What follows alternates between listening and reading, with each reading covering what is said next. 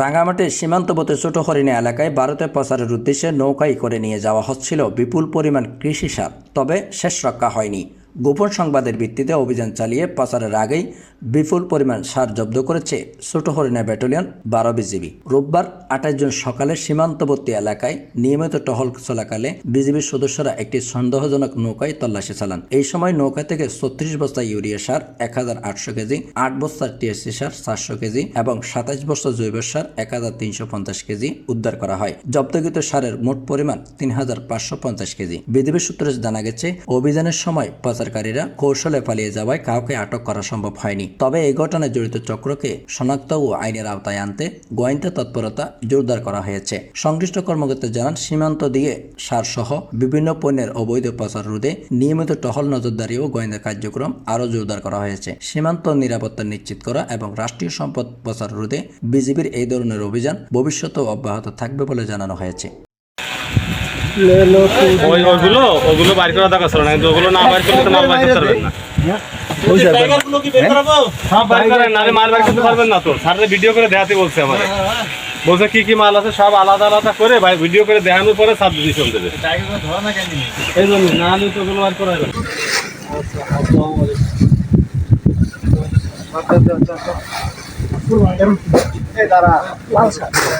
কিভাবে দিলে তার উপর দেখ একটু ধৈর্য ধর।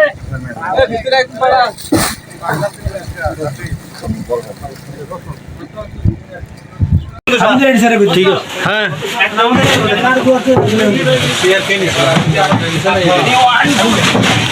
সমস্ত মাল নামান হবে, ঠিক আছে, একটা মালও থাকবে না, পুরো নৌকা আনলোড করা হবে। ঠিক আছে,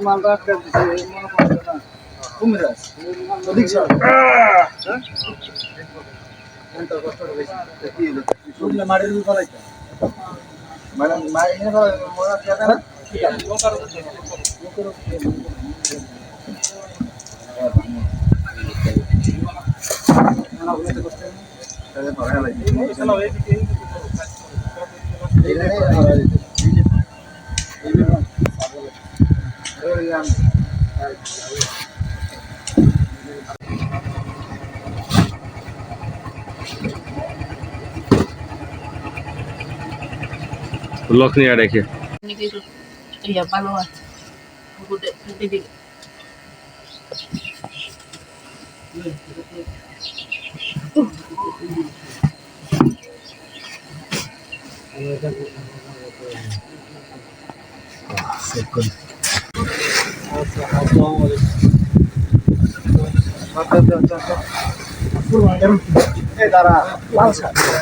কিভাবে দিলে তার উপর দেখ একটু ধৈর্য ধর।